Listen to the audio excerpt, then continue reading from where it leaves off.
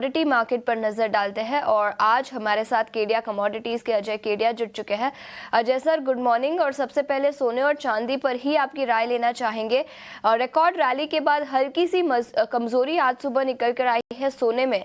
सोने और चांदी पर कौन से लेवल्स पर ट्रेडिंग के लिहाज से अब नजर रखनी चाहिए? Very good morning. बिल्कुल, अगर कल की बात करें तो कल हमने मॉर्निंग में ऐसा लग रहा था कि 1 लाख का लेवल भी एमसीएक्स पे छू जाएगा। फिजिकल मार्केट में तो 1 लाख का लेवल हमने क्रॉस कर दिया था, बट एमसीएक्स में हमने 99,378 का हाई लगते हुए देखा और कहीं ना कहीं हायर लेवल से 2000 पॉइंट की बड़ी गिरावट भी आई। वो इन लाइन ऑफ एक्सपेक्टेशन है। जिस ढंग से हमने देखा जो रिलेशन है यूएस और चाइना के बीच में, अब उम्मीद जताई जा रही है कि कुछ कूल ऑफ हो सकता है। डॉलर इंडेक्स में रिकवरी बंद दिखाई दी है। ये सब कारणवश कल हम प्रॉफिट बुकिंग देखी है।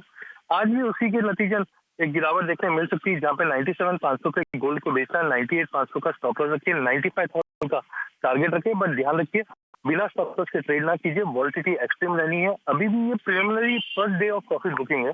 वही चांदी वैसे भी अंडर परफॉर्मिंग थी एज ऑफ, बट 96,000 पे बेचा जा सकता है। 97,000 की स्टॉप लॉस से 94,500 तक के टारगेट हम चांदी में भी देख पाएंगे।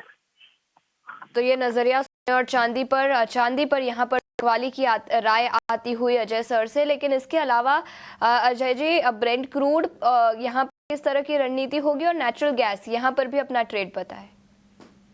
बिल्कुल, अगर हम दोनों ही काउंटर की अगर बात करें तो कल के सेशन में सबसे पहले कच्चे तेल में हमने लोअर लेवल से एक अच्छी खासी देखी, 5400 के ऊपर है। जिस ढंग से हमने देखा है कि अभी भी यूएस और ईरान के बीच में कंसर्न्स बने हुए हैं, जिसकी वजह से ये तेजी आई है, बट लिमिटेड तेजी, बिकॉज सप्लाई इस बार काफी ज्यादा रहेगी। उसी को देखते हुए कच्चे तेल में 5400 पे लेना है, 5320 का स्टॉप लॉस रखिए। टेम्पररी जंप रहेगा 5,550 का, क्योंकि ब्रेंट मुझे एज ऑफ नहीं लग रहा है कि 70 पर जा पाए, बिकॉज सप्लाई अच्छी है। वहीं नेचुरल गैस की अगर बात करें तो कल भी नेचुरल गैस में दबा था। टेक्निकली ओवरसोल्ड होने की वजह से थोड़ा बाउंस एक्सपेक्ट कर रहा हूँ। करीबन 264 के करीब के लिए 270 का स्टॉप लॉस रखिए।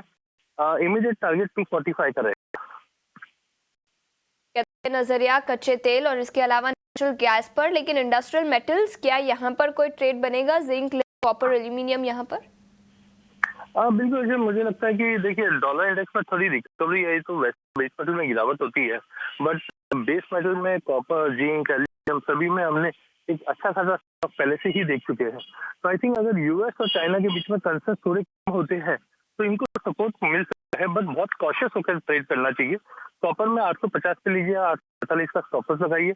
लिमिटेड अपसाइड है तो 858 तक का लेवल दिखा देगा। वहीं दूसरी कमोडिटी एल्यूमिनियम रहेगी, यहाँ पे काफी दिनों से हमने 230 का सपोर्ट कंटिन्यू लेते हुए रखा है। तो आई थिंक लॉन्ग टर्म और short term 230 is good to buy. 227 का स्टॉप, इमीडिएट टारगेट 235 तक लग रहा है।